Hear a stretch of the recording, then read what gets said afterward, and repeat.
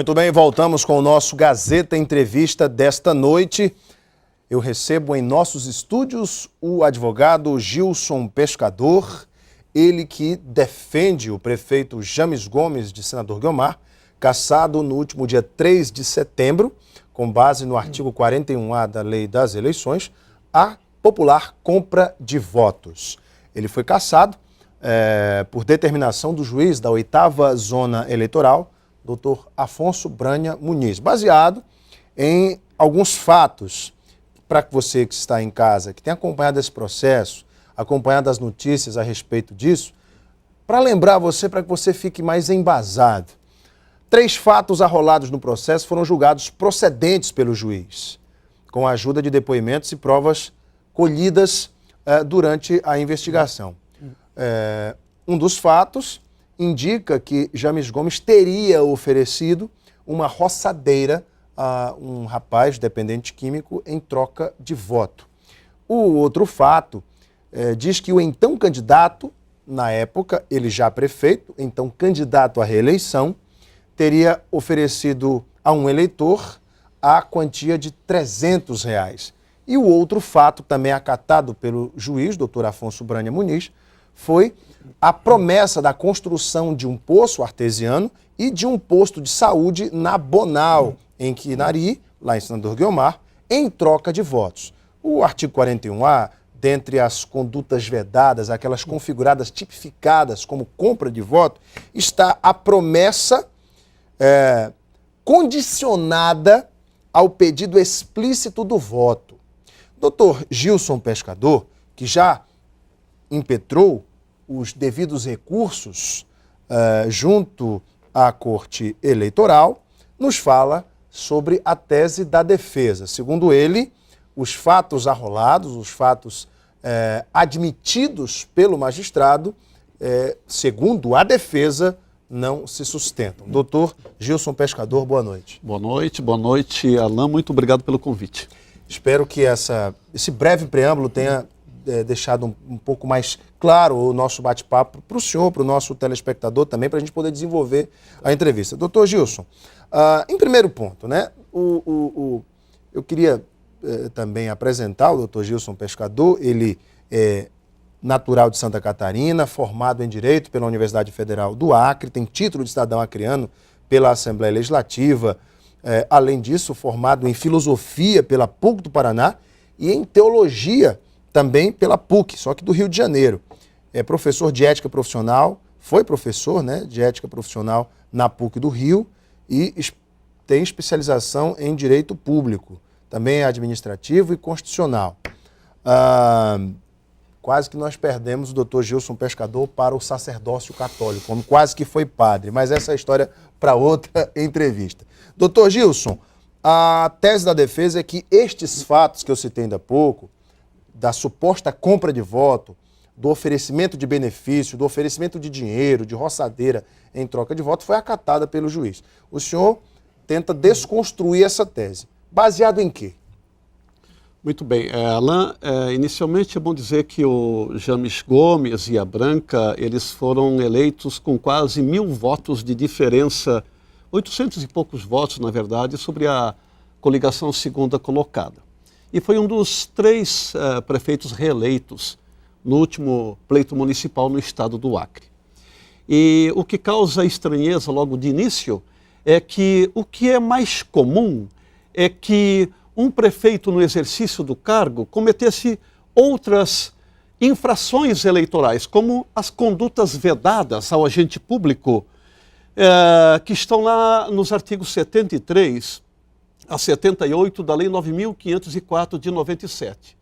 Veja só que em Senador Guiomar, nenhum cidadão e nem o Ministério Público Eleitoral, no pleito passado, fez qualquer denúncia em relação ao James Gomes e à Branca, e especialmente ao James Gomes, que já era prefeito, candidato à reeleição, por conduta vedada. Isso já causa espécie.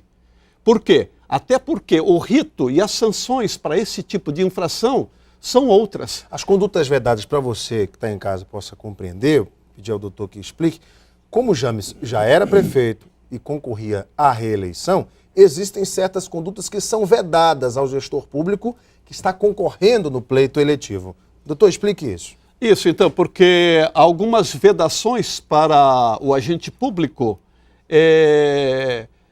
dentro dos 3 meses que antecedem as eleições. Mas as condutas vedadas, elas vêm desde o dia 1º de janeiro do ano das eleições. E significa dizer que neste período o chefe do executivo ou qualquer outro agente público não pode praticar certos atos que possam ter a conotação de benefício eleitoral. Como contrato, pagamentos, contratações, reajustes, inaugurações e outras tantas. Então, o que eu estava dizendo, que o que era de se esperar é que pudesse ser denunciado, em tese, por uma das condutas vedadas. Agora, por compra de votos ou captação ilícita de sufrágios, que é o artigo 41A, que é mais perigoso, que leva ao afastamento imediato, que tem consequências muito mais graves e cujos fatos devam acontecer entre o registro da candidatura até as eleições, causa espécie porque se teve o James Gomes o cuidado para não se beneficiar da máquina pública, imagine para a captação ilícita de sufrágios, cujas consequências seriam muito mais graves. Então, e o processo, Alain, o processo eleitoral é público, então todos podem ter acesso. Agora, esses fatos, há pessoas que pensam que eram 5 processos. Não, são 5 fatos num processo só. 5 fatos de um processo só. Sendo que desses 5 fatos, 4 fatos, o próprio autor, o próprio Ministério Público Eleitoral, o principal interessado, a denúncia veio da coligação do PT. A denúncia contra o prefeito, a ação contra ele, não veio do Ministério Público Eleitoral. Veio do PT. Não. Veio do Ministério Público Eleitoral. Não, o PT nem faz parte do processo, nem fazia parte do processo.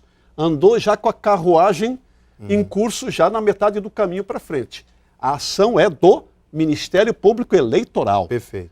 O PT, pelo diretório de senador Guilmar, entrou como assistente do Ministério Público, já depois, inclusive, da contestação, próximo às audiências de instrução e julgamento. Então, a ação mesmo titular é o Ministério Público Eleitoral. Quando o Ministério Público Eleitoral é o autor da ação, isso não dá mais contundência à acusação? Perfeitamente, porque ele tem o mistério, a função institucional de propor inicialmente a representação, se assim entender que há indícios. Mas no curso do processo, o autor vai requerer todas as diligências, todas as investigações, produzir todos os meios de prova, para aferir se efetivamente aquelas denúncias tinham fundamento ou não. Pois é, e no caso da compra de voto, se usa o que os advogados chamam de a prostituta das provas, que é a prova testemunhal.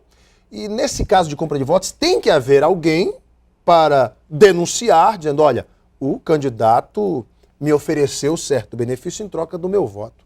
Logo, é necessário que a testemunha esteja em juízo comprovando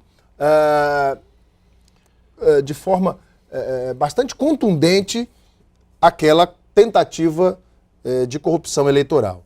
E essas testemunhas, elas confirmaram em juízo? Como foi isso? Então, como eu estava dizendo, dos 5 fatos, 4, o Ministério Público Eleitoral, ao final, pediu a desconsideração. Por quê? Por não haver o menor indício de captação ilícita de sufrágio, e sobrou só um fato, que seria o 5º fato.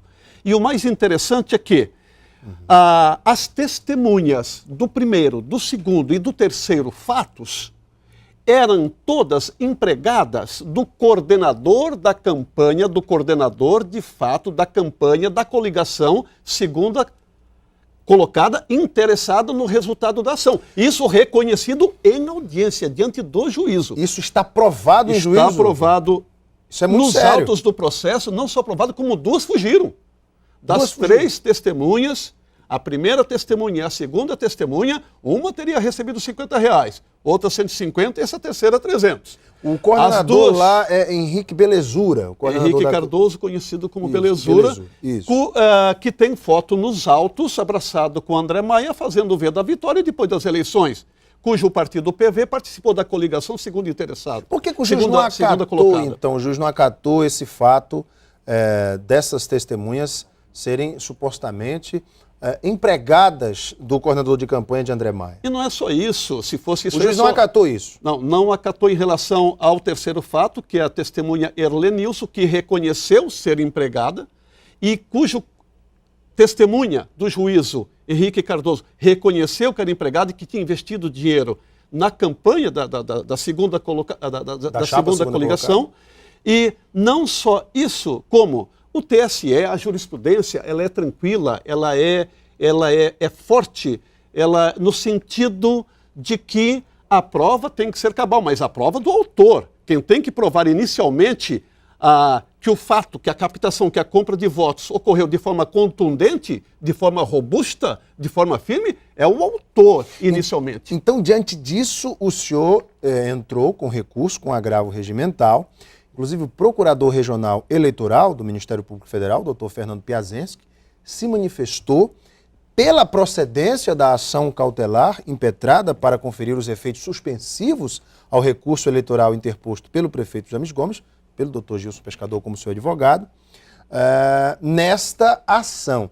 Ora, então o procurador entende pela procedência da ação, ou seja, pela cassação dos efeitos, pela suspensão dos efeitos da cassação, ou seja, o prefeito voltaria às funções do seu cargo, enquanto se julga o mérito. É isso mesmo? É isso mesmo, mas antes disso ainda, Alain, eu quero dizer que em relação ao terceiro fato, então, que seria o Erlenilson R$300, ao quarto fato, que seria a questão da Bonal, e ao quinto fato, as provas da roçadeira, do Daniel, do dependente químico, as provas não alcançam sequer a qualidade de prostitutas, nem em provas consistem. São frágeis.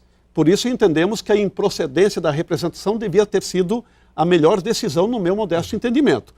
Quando vem um parecer balizado, gabaritado, de qualidade, da Procuradoria Regional Eleitoral, nos autos da ação cautelar, em curso no TRE, na linha da defesa e na linha da promotoria eleitoral, lá da 8ª Zona, é porque alguma atenção especial tem que ter em relação a esse processo.